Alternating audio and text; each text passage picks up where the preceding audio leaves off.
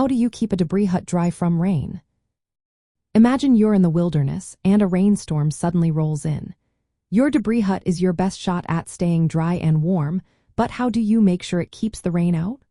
Well, the secret is in building a sturdy, water-shedding outer layer with natural materials. First, start with a strong frame, usually an A-frame shape, using a long ridgepole and supporting branches.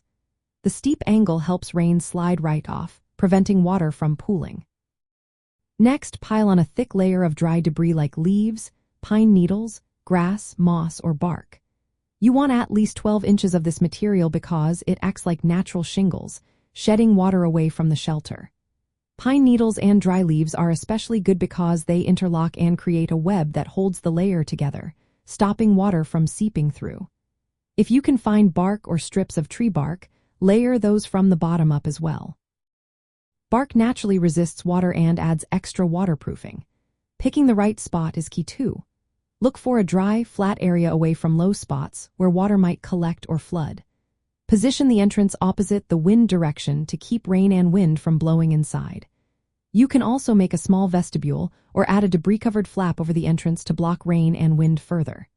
Inside, create a bedding layer of dry leaves or grass to keep ground moisture out.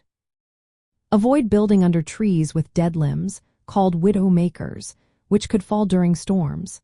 If you have some extra materials like plastic sheeting or a tarp, you can place it over the debris layer for added waterproofing. But in most natural settings, the thick, layered debris is your best defense. Remember to check and add more debris after heavy rain to keep the shelter dry and cozy. Building a debris hut that stays dry relies on a few simple steps. A steep, sturdy frame, a thick layer of water-shedding debris, choosing a good location, and maintaining the layer.